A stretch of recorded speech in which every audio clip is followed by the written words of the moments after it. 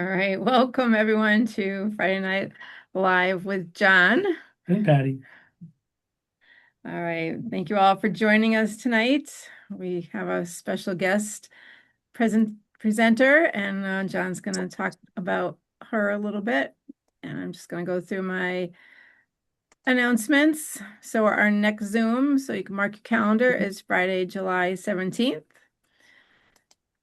And as a reminder that we have gift certificates available. If you've got an occasion coming up that someone needs to buy you a gift, let them know that you want a gift certificate from us. If you know someone that needs our services and you want to get them a gift certificate is a nice way to do that. Yeah. And again, tell your friends about us. We love working with referrals because they know how successful you've been. And you are trusting of us and comfortable with us, and that helps new people feel better when they walk in the door. For our next Zoom on Friday, July 17th, if you've got a topic that you want us to talk about, let us know. We will create a presentation for that because we do this for you. We want to educate you, our clients, non-clients, anyone that you bring with you on Zoom. So this is all about you. So we want to make sure that we're talking about things that interest you. Testimonials, we've been doing some video testimonials, so check them out on our YouTube page channel. And we've got one that I'm going to share with you in a couple minutes. And group presentations, if you have a church or a women's group, men's group, youth group, anybody that is looking for speakers, John loves to talk and talk about health and everything that we do. So if you know someone that's looking for speakers, let us know. All right, so Penny is on here. Oh, sorry, one more announcement I forgot is we're going to do a group detox right after the 4th of July weekend. Okay, so if you haven't detoxed in a while, make plans to join us. All right, anything you want to say before I run Penny's recording here? Yes. We did this recording last week and just listen to not only the words but the emotions of this. And one of the most challenging things that I've had to learn is that healing has to be intentional. Okay. We have to understand that there is no one golden day or moment that comes and saves us from all of our misery. Healing is a practice. You have to decide that it's what you want to do and actively do it. You have to make a habit out of it. And once we learn that, then we can only look back and see how far we have come in our healing process. And when you listen to this video, I think you'll see that that in this individual for Penny. And she's on here tonight too. So if anybody has any questions, I'm sure she'll be more than happy to answer them. So why don't you play that? Hello, alternative health. I'm standing. Oh, sorry about that. What the heck? I'm having a tough day here. What happened? Give me the key. All right, where'd it go? Let's try again. I'm just going to try to turn the volume up.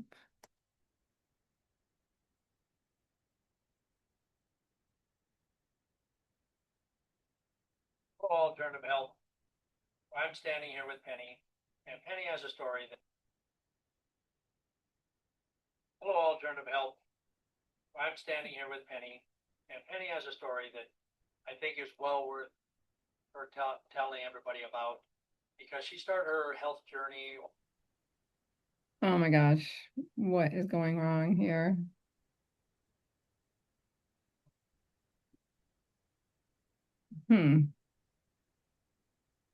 All right. I don't know what happened to that. That wasn't me. I didn't touch a thing. So Penny, why don't you tell your story, being that the technology here isn't going right? Do you mind? Hi. So I had to unmute. Sure, I can tell my story. Actually, 1 year ago, actually probably about 14, 15 months ago, let me preface it with I'm a workaholic. And I was working, and I was kind of blowing up and I wasn't feeling good. I was working probably 70 hours a week and I kept ignoring it, thinking my life, my new normal was I couldn't walk. I would go to Walmart, let's say, I'd have to use the cart. And I was 58 years old. And I was like, oh my God, I don't feel good. But I was still doing my walks. And a friend of mine said, Penny, you're out of breath. So I ended up going to the doctor, and fast forward, I ended up going to the hospital and I had what's called a thyroid storm to the extreme where my body was shutting down and I didn't even know it. And it scared me. So I'm an all or nothing kind of person, but I ended up going on different medications, etc. And I started, I had to just take one step at a time. And I quit drinking alcohol. I started eating super clean because I'm like, if I'm going to die, I'm going to fight it, to the end. So through about for 8 months, I started working out. I started eating pretty clean, and I dropped 65 pounds, and I started feeling better. But I was going to the gym, and there's a gym a couple doors down from Alternative Health, and John was walking out the door, and it was 5 o'clock, 5:15, his end of day. And I looked at him and I said, "Hey, I always see this place. Tell me about it." So he was kind enough. He goes, "Come on." He brought me in, and honestly, it changed my life because even though I was feeling better, I was still missing something. And at first I was skeptical, but I'm like, you know what? I'm trying everything. And when he told me I had to give up coffee, I thought this guy's crazy. I can't do this because that's my only vice I had left. But I did it. I gave up coffee. And for 2 months, for 8 weeks or 9 weeks, I followed that program. I've been on blood pressure meds for 13 years. I officially am off blood pressure meds. My cholesterol went from three something because I just had it done before, like a month before I started. It's in the normal. My worst part is 150. My cardiologist looked at me and he goes, "You graduated." I said, "What do you mean I graduated?" He goes, "You don't have to come back here. Whatever you're doing, keep doing." And I could cry thinking about it because I walked in and I thought, John's full of crap. And I now tell everybody looks at me and they're like, "Oh, what are you doing? What are you doing?" And I'm like, "I'm putting in the work." Because as you guys all know, it's not easy. And I changed my habits completely. My habits that I've known for 58 years. I thought I could out exercise a bad diet. I came so close to dying, and now I'm healthier than I have been probably since my 30s. And I went to the dentist today. They're like, "I don't know, whatever you're doing, your gums are better." I mean, something as simple as that. All these changes I have made have now, and then on top of that, I created a wellness program at work, and I have 9 women, can't get any men on board yet, 9 women changing their lives now, and they're losing weight, they're getting healthier because they're seeing me do it. And I don't talk about it unless somebody asks me because I realize people don't want to hear your success. They like when you're in misery. So, but there's people now that I'm changing their lives, and I cannot say enough because yes, I made a lot of changes before I walked into alternative health, but I thought I was eating right. But all the changes I made in the last 2 months sent me over the edge to even be healthier, to live a longer life, and now to be off all those medications except Synthroid, which I have to be on for the rest of my life. I just I can't thank you guys enough. And yeah, so I could talk all night. I'll stop now. Okay, so thank you, Penny. So the point that I want to make is we have to do it. And that's the bottom line. We can make excuses. Oh, I've got this. And the video Penny did, she talked about, taking a vacation while she was on the program. She lived her life, but she still followed the protocol. And that's why she has the success she got, because she took away the excuses, she took away the reasons you can't do it. And let's face it, we all have a reason why we can't. Okay. I can't detox because I got this, and I can't take the supplements because of this. We've all done it. But if you want to be successful and you want to feel better, we have to put in the work. We have to really decide that we love ourselves enough to do it. And that's a hard part, to be honest with you. That's really and truly the hard part.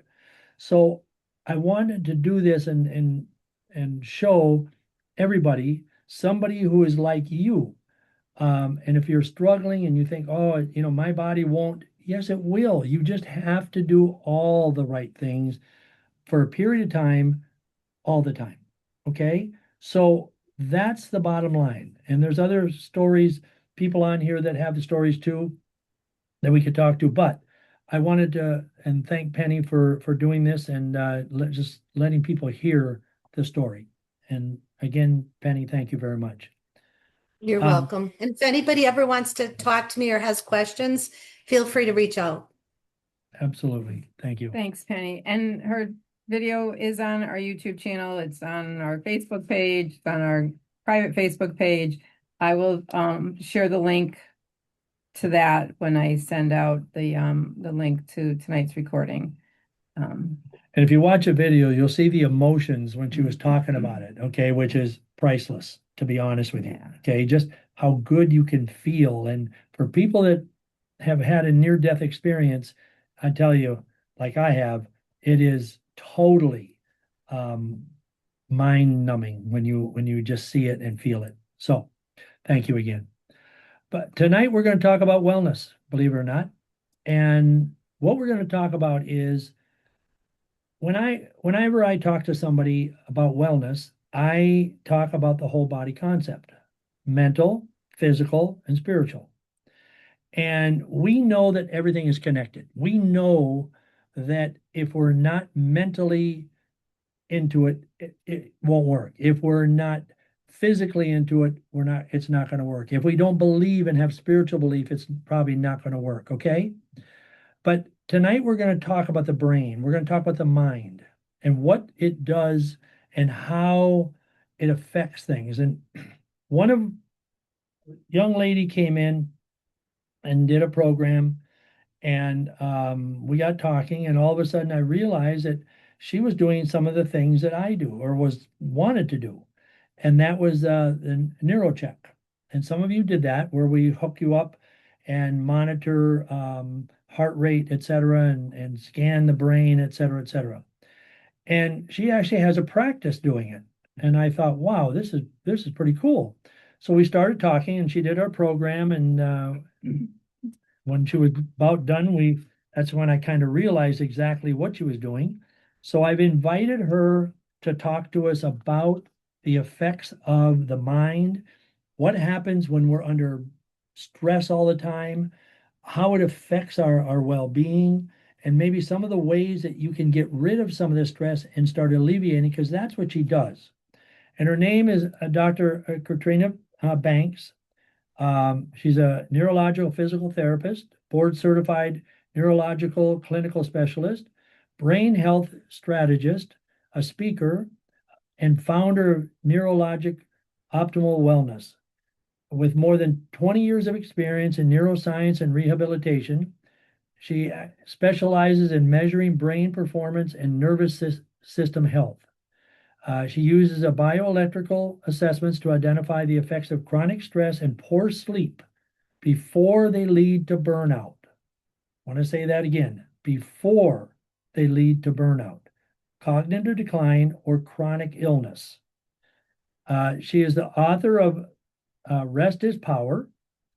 So I'll say that again, Rest is Power.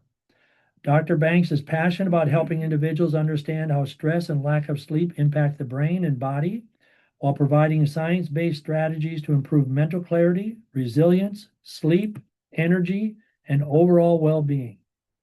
Through education, objective data, and a personalized neural reset framework, she empowers people to take a proactive approach to optimizing brain health and long-term performance.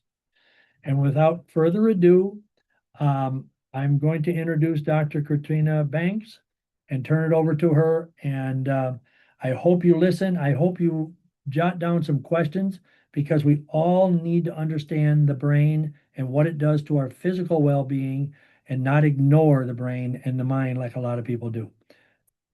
Dr. Banks, it's all yours.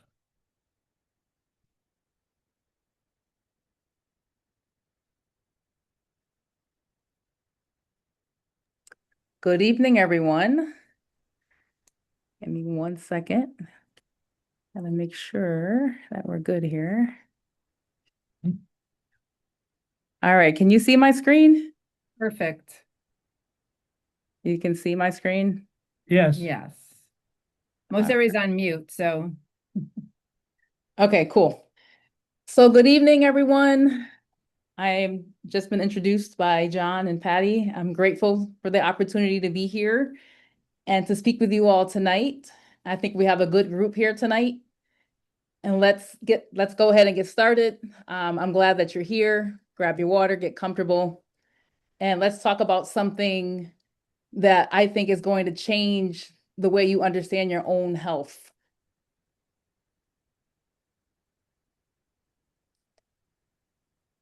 So before I introduce myself, I want to ask you all a few questions, and I want you to be honest, and you can type it in the chat or just raise your hand. How many of you have felt genuinely exhausted? Not just a little tired, but bone tired, even after what should have been a full night's rest of sleep? Anybody? Yep. How many of you have walked into a room, it could have been your kitchen, your office space, or wherever, and stood there for a second going, why did I come in here? I'm guilty. How many of you have tried to do the right things? You're eating better, you're taking your vitamins, you may be cutting out sugar, you're trying to get more sleep, and you're still not feeling the way you expected to feel. I'm better than I was. Awesome. So I see some of you guys did respond. Thank you. But I want you to know that you are in the right place. And I'll reintroduce myself. I'm Dr. Katrina Banks. I'm a neurologic physical therapist, meaning that I specialize in the brain and the nervous system. I'm a board certified neurologic clinical specialist, author of Rest is Power, and I founded Neurologic Optimal Wellness right here in the Springfield area. And I've spent my career studying what happens to the brain under chronic stress, under sleep deprivation. But more than any of that, I am someone who lived everything I'm going to share with you tonight.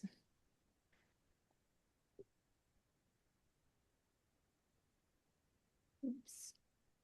Having some technical difficulties over here. Here we go. All right, we're good. So these are my real photos that I'm sharing with you all tonight, because I need you to understand that everything I'm going to teach you tonight, I didn't learn from a textbook or from treating patients. I literally lived it. A year ago, I was stressed out of my mind. I was 40 pounds heavier than I am right now. I was exhausted every day, and I couldn't explain it. And here's the part that really got to me.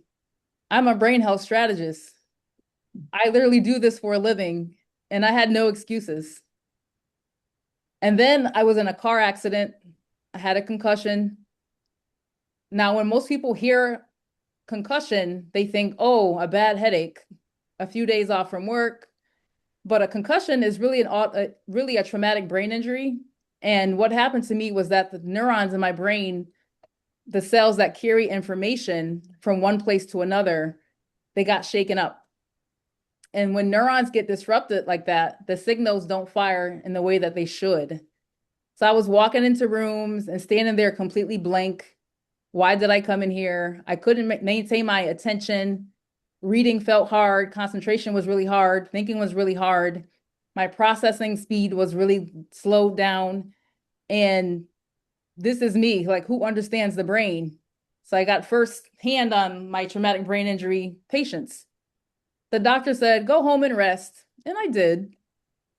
But I also knew that passive rest alone wasn't going to be enough for healing my brain. And your brain needs nutrients. It needs reduced stress load, it needs sleep in the right stages, and it needs intentional recovery, not just time off. So I use that downtime to do my own neurocheck assessment, my own brain health assessment. And I looked at my own brain data and I started rebuilding intentionally at that point. I also used that time to write my book, Rest is Power, because what I kept seeing when I was working in the hospital in the neurologic ICU, I kept seeing young people, 20s, 30s, 40-year-olds, 50-year-olds having strokes and aneurysms. And it stayed with me.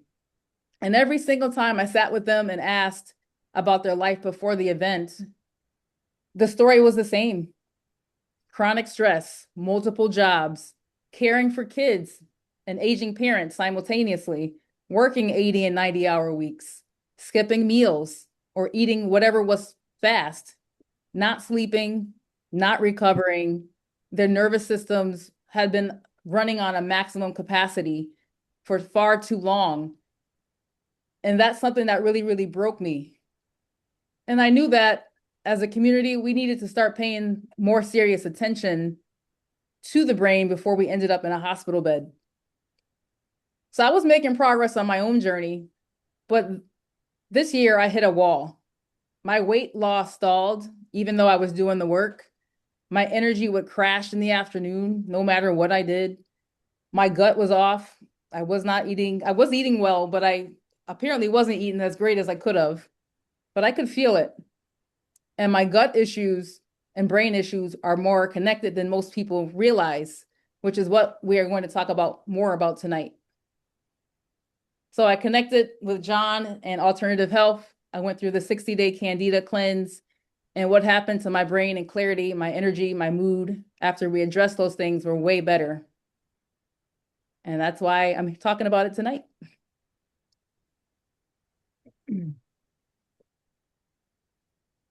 So why am I so tired? I want you guys to think about that. I want you to really, really, really sit with that, because I know some of you came here tonight carrying that exact question. And I want you to have some possibilities of what it might look like for you specifically. Maybe you went to your doctor, you had blood work done, and everything came back normal, right? Because they always say, oh, everything looks good. But do you not feel normal? You feel off. You feel like something is missing. And your doctor looked at you and said, you're fine. And you left that appointment more frustrated than you walked in.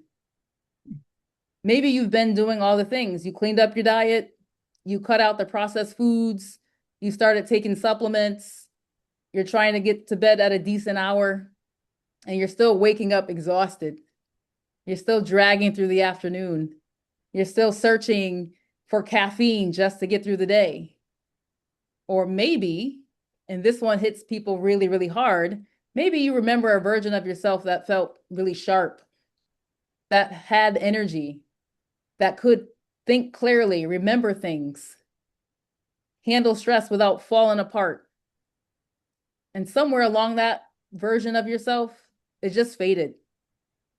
And you've been quietly wondering if you're ever going to feel that way again.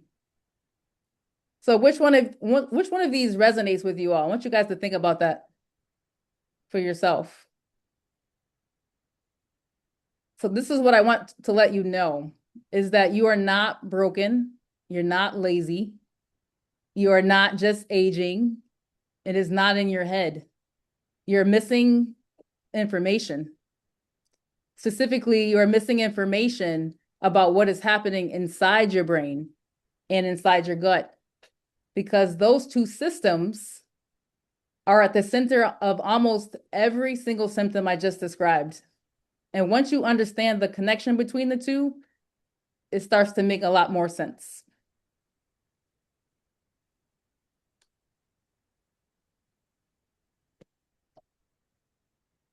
%90%. Let's look at this number. 90%. Let me tell you exactly why that number changes everything. Serotonin is a neurotransmitter. It's a chemical messenger that your body uses to communicate between nerve cells. Most people associate serotonin with mood, and that's very accurate. But serotonin does far more than just regulate how you feel emotionally.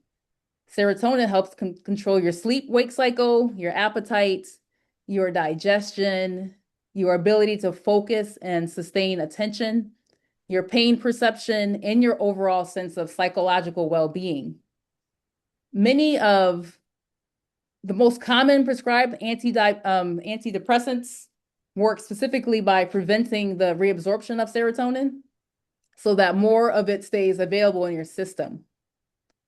That gives you a sense of how central it is to that brain function. Now, where is serotonin made? Most people assume the brain, but it's really a chemical after all. 90% of your brain's serotonin is produced in your stomach or your gastrointestinal tract, in the cells lining your small intestine, with a heap of specific strains of gut bacteria, particularly a group called enterochromaffinin cells. Your gut bacteria literally participates in the manufacturing process. So when your gut microbiome is healthy and balanced, these bacteria help produce serotonin in the right amounts, I should say. When your microbiome is disrupted, when that harmful bacteria is overgrowing, when you have inflammation in the gut lining, when your gut is not absorbing nutrients properly, the factory is broken. And a broken factory cannot produce what your brain needs. So I like to talk in analogies. Here's the analogy I want you to think about. Your brain is a city that runs on electricity, right? Your gut is the power plant that generates that electricity. If the power plant has a problem, the equipment is failing. The fuel supply is interrupted. The workers are overwhelmed. The city starts to go dark. Street lights go out. Traffic signals fail. Systems that depend on consistent power start to malfunction. That is exactly what is happening in your brain when your gut is compromised. The manufacturing plant for your most important mood and cognitive neurotransmitter is operating very below capacity, and your brain feels every bit of it. So this is why when someone comes to me describing, irritability, disrupted sleep, inability to focus, low sleep, emotional flatness, my first question is never about their brain chemistry. It's focused on what interventions can I help them with effectively.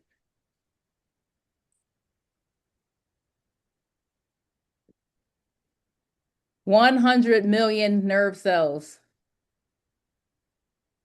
not in your brain, but in your gut. So your digestive tract has its own independent nervous system. Scientists call it the enteric nervous system, and they nicknamed it the second brain. So I always say that the gut is your second brain, not because it reasons and makes decisions the way your brain does, but because it's that complex, is very sophisticated, and that deeply connected everything your brain actually does. So the enteric nervous system controls the entire digestive process on its own. It doesn't need your brain to tell it what to do. It coordinates the muscular contractions that move food through your intestines. It regulates the secretions of digestive enzymes. It manages your blood flow to the gut, all independently, but it's in constant communication with your brain. So basically what I just explained was the rest and digest part of the nervous system. And that communication highway has its name. It's called the vagus nerve. So the vagus nerve is the longest cranial nerve in your body, and it originates from your brain stem at the base of the brain, and it travels all the way down through your neck, through your chest, through your diaphragm, and into your stomach organs, including your gut. And it's the most important nerve in your autonomic nervous system. Here's the part that most people do not know. Approximately 80 to 90% of the signals traveling around the vagus nerve go from the gut to the brain, not the other way around. So your gut is sending constant reports up to your brain. It is reporting on the state of your microbiome, the trillions of bacteria living in your intestines. It is reporting inflammation levels. It's reporting your nutrition, your nutrient availability, and your brain responds to every single one of those reports by adjusting your mood, your energy, your cognition, and your stress response. So this is why you feel anxious in your stomach before a big event. This is why grief and emotional pain literally feels like a punch to the gut. This is why people with chronic gut issues almost always have brain symptoms too. The brain fog, the fatigue, the mood instability, because the gut is sending these signals directly to the brain through the vagus nerve.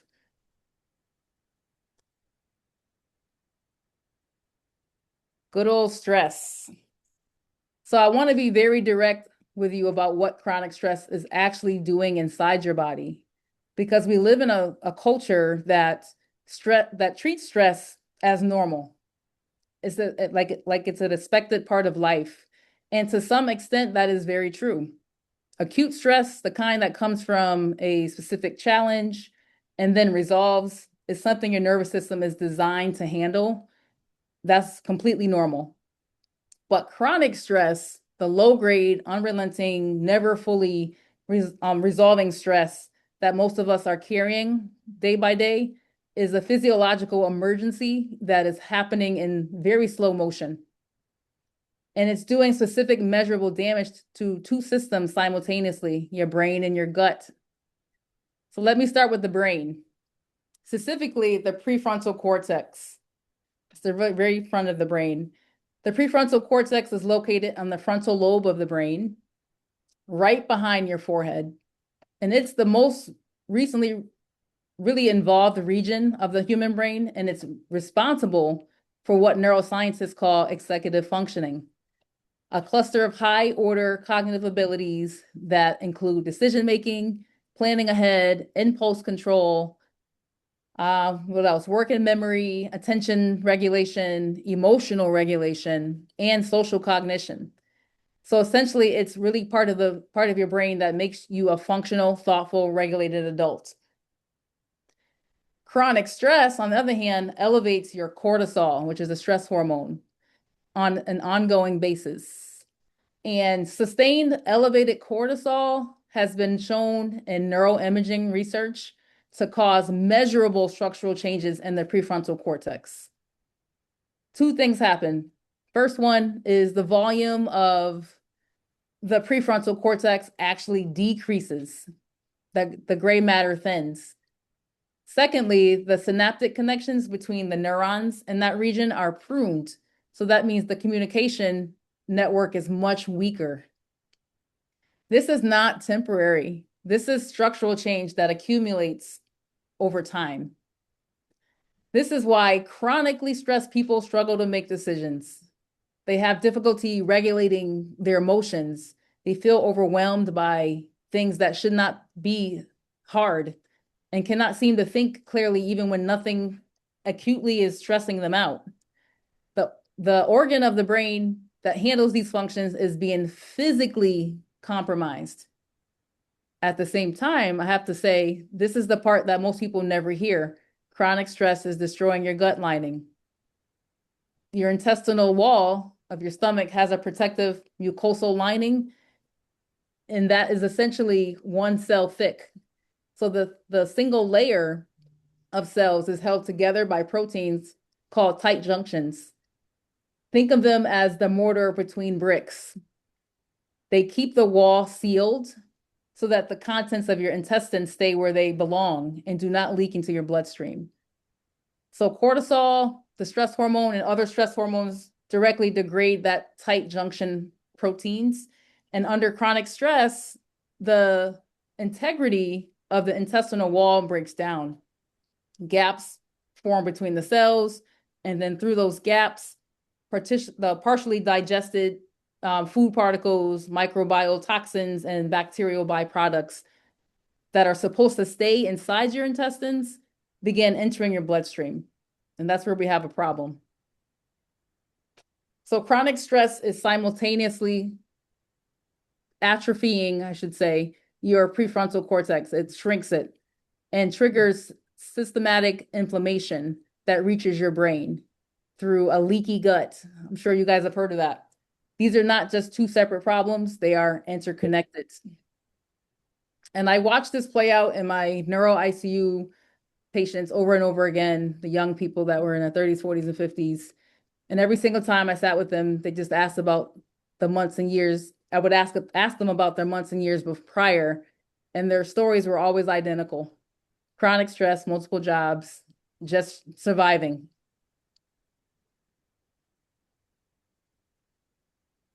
So this is the book I wrote during my recovery.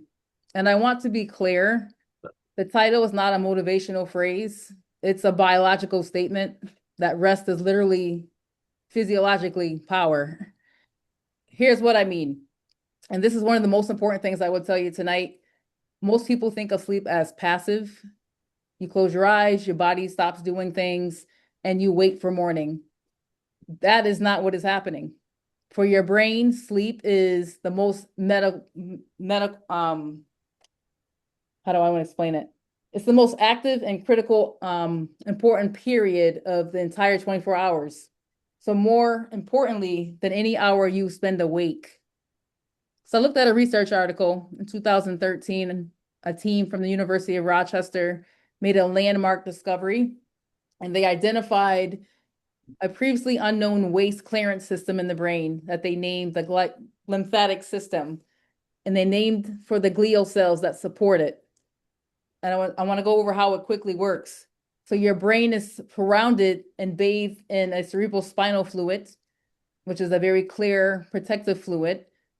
And during sleep, specifically during deep, slow wave sleep, the space between your brain cells, and actually expand up to like 60%.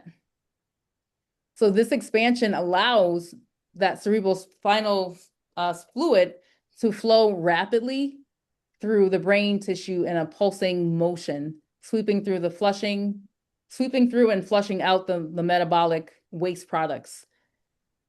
So we always question, what kind of waste products are we talking about? We're talking about beta amyloid protein. It's the protein that forms the plaques associated with Alzheimer's disease.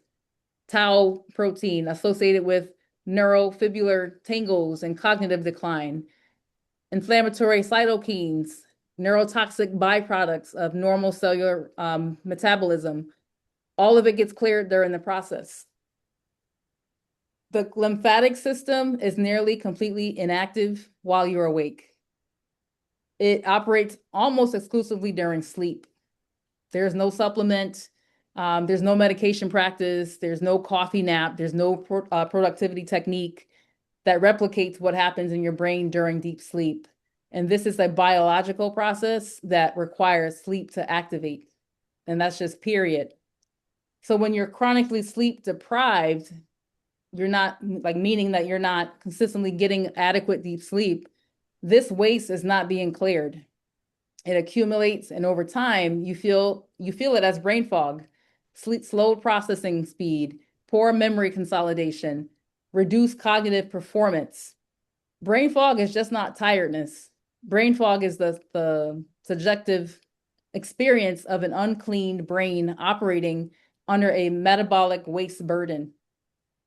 And one thing that caught my attention is when I was writing my book and looking at research, is for every hour of sleep that you lose, it takes 9 days to recover from that 1 hour of sleep. So just think about that.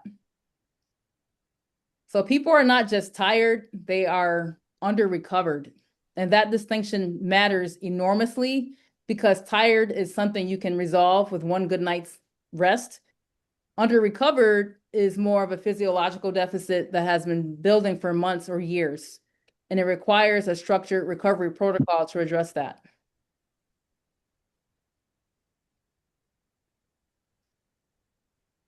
So I want you to look at these two columns and I want you to be genuinely honest with yourself, not the version of you that you wish you were, but the version of you that actually woke up this morning and has been feeling and has been living in your body this week.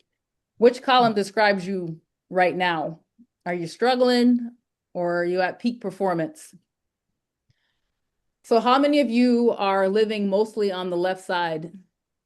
The brain fog, forgetfulness, low motivation, irritability, poor sleep, low energy. Yep, I see you guys. That is okay. This is why you're here tonight, to learn. So now I want to explain what is actually happening in your brain when you are experiencing those symptoms on the left, because those are not just feelings, those are physiological states with specific biological explanations. So let's talk about brain fog. This one comes up quite a bit.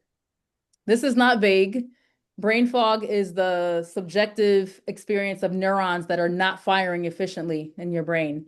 It happens when neural inflammation is elevated, when those neurotransmitter levels are insufficient, when the lymphatic system has not been able to adequately clear that metabolic waste, or when the brain's glucose and oxygen delivery is impaired by cardiovascular dysregulation.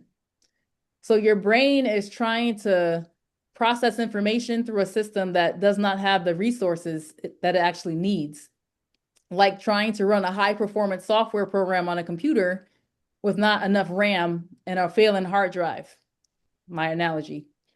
So forgetfulness and difficulty retaining information, this point more specifically to the hippocampus, which is the memory and learning part of the brain. And it's a seahorse shaped brain structure. That's how I remember it. And it's responsible for forming new memories and restoring or retrieving. Let me say that again. It's responsible for forming new memories and retrieving stored ones. So the hippocampus is one of the most vulnerable brain structures to chronic stress. Sustained elevated cortisol suppresses neurogenesis, or the renewal of new neurons, the growth of new neurons in the hippocampus. It also disrupts the consolidation of memories that happens during deep sleep. So when the learning and memory component of the brain is chronically under stress and under resourced, memory formation and retrieval both suffer. And then if you're suffering from low motivation and emotional flatness, that's the dopamine signature. That's why I call it. Dopamine is the neurotransmitter responsible for motivation, reward anticipation, goal-directed behaviors, and the feeling of drive and purpose. So when your gut microbiome is disrupted, when your nervous system is depleted, and when chronic stress has been taxing your neurotransmitters production for a very long time, your dopamine levels drop and you lose the neurological